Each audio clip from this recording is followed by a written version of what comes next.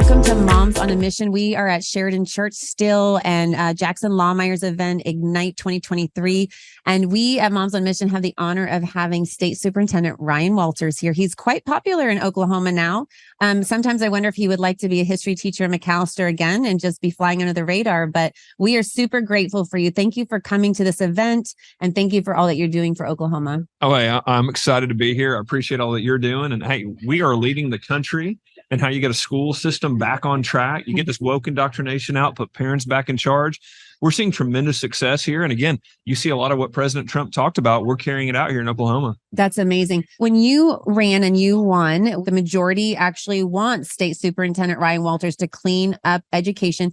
So talk to me about what that's been like as soon as you came in, you started looking at the numbers and started drilling down and seeing what the corruption and some of the $1 million that was missing in Tulsa public school districts and things like that. Oh, yeah. You know, when we went around the state with the campaign, we went to all 77 counties, talked to thousands of Oklahomans, and it was clear folks in Oklahoma are good, conservative folks with traditional values and go, look, our education system should be premier. Why is it not? Well, they would tell me time and time again, the focus is on this left-wing ideology. You know, it's a focus on hating America. It's a focus on creating victims out of kids. And so when you start seeing that set in at such a level, well, you have a state that's even as conservative as Oklahoma, when it's dominated by teachers unions, woke administrators. Well, we are not seeing an education system that reflects the values of the state. So when we came in, we immediately moved into going, look, we're going to get this garbage out.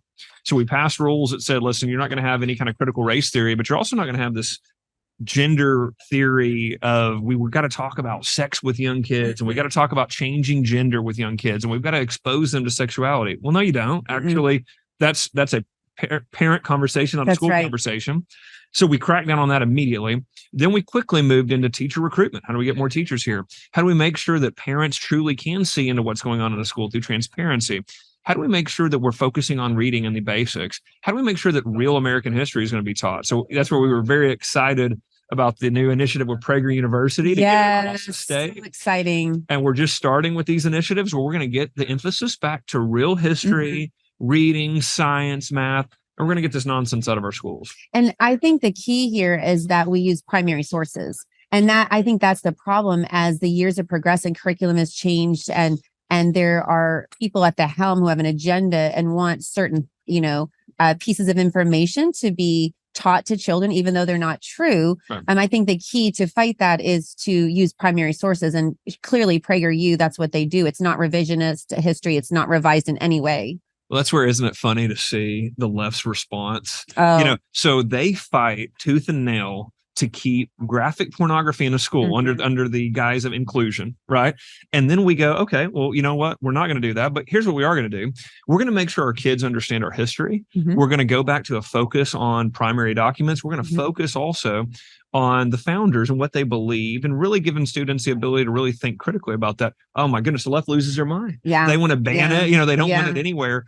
But that's the reality. They have had so much power over our education system that they have only been pushing indoctrination through their side. And now that we're going to go back and go, no, actually, we are going to look at what the founders said. We're going to actually use their words, and we want kids to look at that and draw their own conclusions. They are absolutely losing it. But that just shows you how much of their plan this was. It was to absolutely turn kids against our history, against our country. And so we're just not going to allow that here in Oklahoma. I was going to ask you, so why do you think that? Is it because of what you believe? We believe that it's what the founders represented and they don't want the kids to know that's why we have this great experiment, this constitutional republic. There's nothing like it on earth because our founders set it up like no other country on earth. Yeah. Let me give you a great example of what's happening right now. The New Mexico governor said she's going to stop enforcing the Second Amendment, and she is going to take guns from folks for a limited amount of time. But she came out and says, hey, look, I don't have to abide by the Constitution all the time. Wow. Think about how absurd that statement is. But if you have a group of young people that are told, hey, look, the government gives you your rights and sometimes they got to take them from you and they got to do what's best for you. And really, they run everything instead of you're endowed by your creator with certain inalienable rights. That the right to self-protection through holding arms is actually given to you by God. Right. Well, you notice they don't want our kids to know that. Right. They want our kids to believe that all these rights can come and go, whatever the government says. Yeah. And so this is what you see their end game is again, if they can create first of all, the lack of understanding of how the government was supposed to function. Mm-hmm. And number two, the belief that America is inherently evil, inherently racist, that your family unit should be broken down, that traditional families are actually, there's something wrong with them. Well, if they accomplish this, they have created a voter block for them for the foreseeable future. They have taken over corporate media. They've taken over pop culture, right? You can see what's on TV. Yeah. They control it. So if they take over the schools, they now have the three biggest forms of influence outside of the church in the country. Yeah. And so this is what we're dealing with. This is absolutely part of a plan. They've worked on this for years. That's why they took over higher ed first. Mm-hmm. And so now they're getting it into K-12. We've seen this with like the Chinese funding of the schools. Look at how many of these things started in higher ed, and then they move them down into K-12. And that's where we absolutely have to recognize that and stop it. Can you talk about it's like called Confucius Institutes? Yes. Yeah. So what we saw is years ago, back in the early 2000s, these Confucius Institutes started popping up, absolutely funded by the Chinese Communist government. President Trump comes into power, says, no, we don't take this type of money. Doesn't matter. K-12, higher ed, stops it. Biden comes in, lessens the restrictions. Higher ed still, crazy enough, actually says, no, we know where this is headed. President Trump comes back. He's coming after us. So no, thanks. But we had over 24 schools across the country, K-12 schools, took the money and reinstituted them. One of them was Tulsa Public Schools. And that was part of what we talked a lot about is, how in the world do we have this huge district, our biggest district in the state, that thinks it's okay to take money from the Chinese Communist government to teach about Chinese history? And of course, as you would imagine, they want you to censor it. They only want you to talk about the positive things in China. So not only are we not teaching American history the way that we should, talking about American exceptionalism through our core principles, we're actually teaching what other countries would have us teach, which is their countries are premier. Communist government is better than our government. And we're not saying you can't learn about China, but let's learn the truth. Primary sources, not revisionist history that comes from China to indoctrinate and push their propaganda and also push the idea of communism. And yeah, just, I'd ask your viewers, why do you think China would invest in an academic program in America? That's a great point. Yeah, I mean, great question. It's pure propaganda. As a matter of fact, we have press releases and statements made from China that says, look, we want Americans to believe that communism is good. It benefits us. It undermines the American experiment there. So it's absolutely what they're doing. We have a hostile enemy there in China, and we allow them to come in and fund programs in our schools. It's unacceptable. We're not going to allow it here in the state of Oklahoma. But this just shows you, you've got China wanting to do this. Joe Biden does this with federal dollars too. And that's where I've said from day one, we're going to look at every dollar that comes into our schools, and we're going to fight back when President Biden says, hey, you've got to take boys into the girls' bathrooms, or we're not going to give you this money. Well, we were the first state to say, as a matter of fact, we're never going to allow boys in the girls' bathrooms. And if you try to take this money from us, we're going to sue you. We're not putting up with it. You're not going to bully us here in Oklahoma. We've seen them do this with a Christian faith as well. They attack prayer in schools like crazy. They target districts. You say your prayer before a football game, they send you a letter. You're going to get sued by the ACLU. You're going to get sued by the Southern Poverty Law Center. It's absurd. It's an attack on our free expression of religion. And what they want is they want schools to be centers of atheism that say, listen, no faith at all. You can't mention that our rights came from God. You can't ever say your prayer in school, students. Again, we said we're going to protect your right to say your prayer if you so choose. Again, we're not saying you have to, but we are going to absolutely protect your free expression of your faith, and it drives them nuts. Well, don't you think it's ironic that we developed our country for many reasons, but when you look at the various states and the rights that they said, the reason for the compacts, and the charter, like their number one reason, and so many of them was for religious liberty. And yet we're fighting that fight now. There is no doubt about it. I mean, and that's where we've got to get back to teaching our history. You look at the First Great Awakening and how much of this religious movement really played into the founders' arguments of, listen, hey, we believe that this is absolutely, why in the world would we go to the government and ask them if we can freely express our religious beliefs? That's absurd. Right. And so that was such a monumental aspect of the Constitution, the movement around the American Revolution, the Constitutional Convention. And yet what you see from history books is they want to completely take that out. They want to downplay the exceptionalism of America. They want to downplay the exceptionalism of the Declaration of Independence. And again, so much of the exceptionalism of that document is that we don't believe government gives you rights. Yeah. We believe God gave them to you, so the government cannot take them away. That's it. But you notice the left, if kids really understood that, if society really understood that, that would really clarify a lot of things, wouldn't it? Yeah. And that's why they don't want that. They want politicians to have the ultimate power to be able to wield it as they so choose, which gives the left all kind of power. So that's where they continue to usurp power all over the place, because they are banking on the fact that we're not going to have an educated society who actually understand you actually don't have the power to do that. No. And then when you fight back, they just go crazy, because and I just think that's so ironic that we're fighting for religious liberty, in 2023. And yet that was established a long time ago. Yeah. And, and you see this, Christians are targeted all the time. They're targeted in our schools. They're targeted in their places of work. And this is where we have to stand firm and say, listen, we understand what made this country great. And so much of that is protecting those individual liberties. And we're not going to allow bureaucracy. We're not going to allow the federal government. We're not going to allow left-wing bullying and cancel culture to stymie your rights, to push back on this. So we have got to stand firm. And this is where, again, I hear this criticism all the time from folks of, why are you moving so fast? Slow down. Or, hey, why are you doing the things you said you were going to do on the campaign trail? And I go, think about how absurd of an argument that is. Number one, why are you moving fast? We're talking about kids here. Our education system is 49th in the country in our student outcomes, and I should move slow? No, sorry, not going to happen. When I talk to parents across the state, what do they say? Hey, we want this fixed as soon as possible. I mean, my kid is in first grade or second grade. I don't have 4 years to wait. I want things to happen. I want to see a premier education system now. So I'm going to continue to move fast. I'm going to continue to be aggressive to fix it.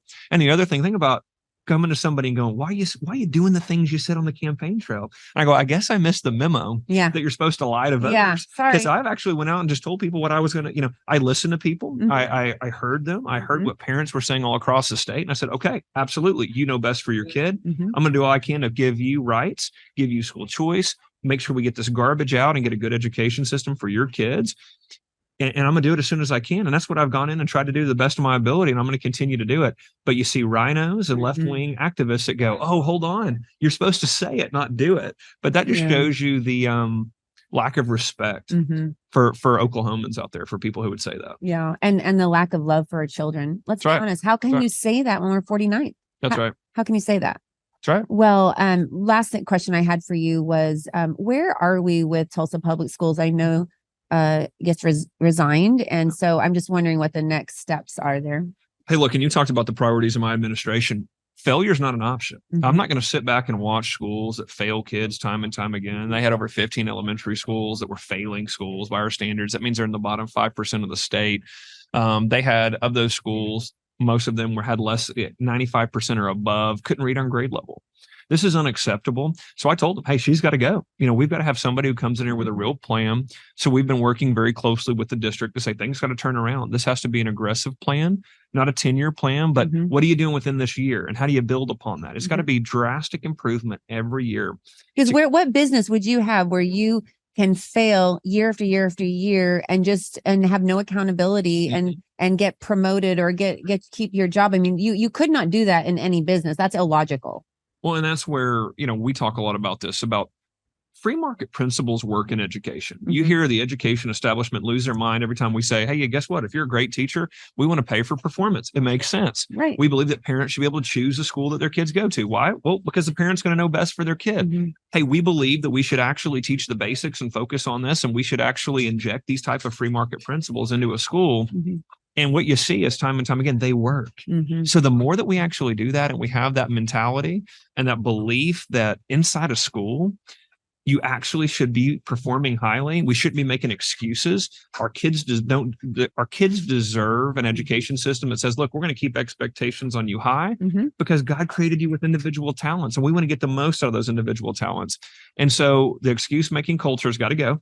We're not going to let it stay. It is left wing belief that kids are victims. No, kids are capable of great things. That's right. So we want to continue to put that emphasis in high achieving culture wherever we go. And so we're going to keep fighting on that. But good step in the right direction for Tulsa, but we got to see the follow through on that. Right. And, as a taxpayer and knowing that we're paying, thousands and thousands and thousands of dollars into this broken system, I mean, I would think that I know when I invest in a stock or in some type of company, if I'm not getting a good ROI, I want to pull my money out. Well, we can't as taxpayers obviously pull our money out. So, I mean, it just, it seems quite logical that, if your money is not getting a good return, that you need to fix some things. That's right. free market principles work in education. We will continue to inject as much free market principles into our education system. We are just getting started. We are going to continue to fight for parents across the state. I hear them loud and clear on a daily basis. We're going to continue to fight for you, and we're going to continue to make sure that your kids have the best education system possible. Mhm. You deserve it. Oklahoma deserves it, but most importantly, the kids deserve it. That's right. How may we pray for you? Hey, just continue to pray that I continue to listen to parents. We continue to move forward, continue to pray for God's blessing in what we do, and that we continue to follow Him.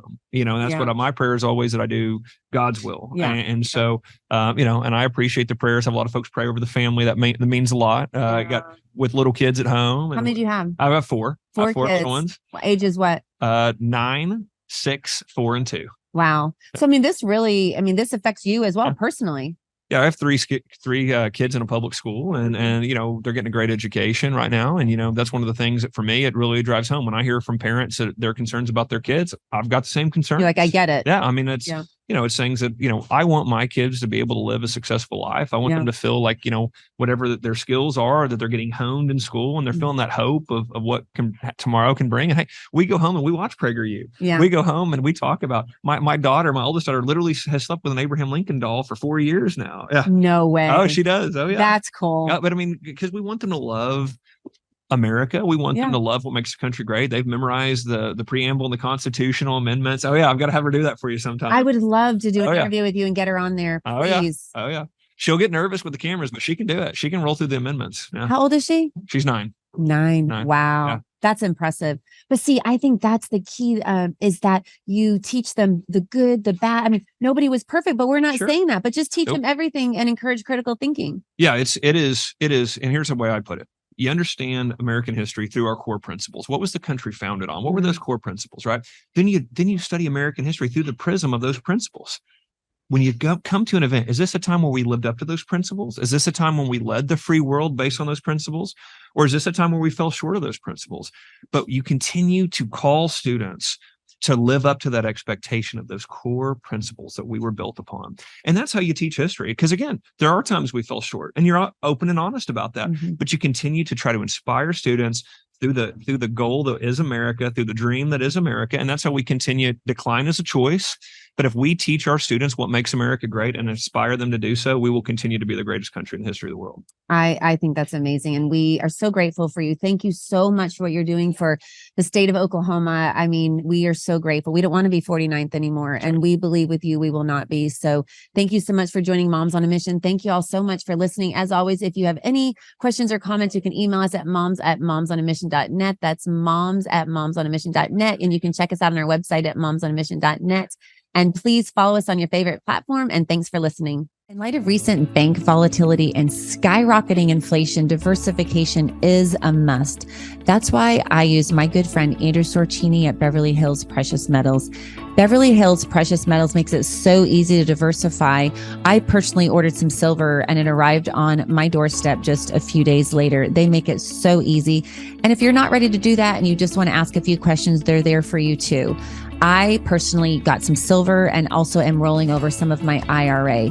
You can actually roll over your IRA and have it be backed by silver and gold. So if you don't have any extra money to invest in silver and gold, rolling over a 401k or an IRA, or even part of it, if you just want to try it at first, just for a little bit, you can do that as well. So go to bh-pm.com today and ask all your questions. You can connect with somebody. And like I said, you can just get some information at first if you want and pray about it, and then get back with them to roll over part of your IRA or all of it, or order some gold and silver. That's bh-pm.com.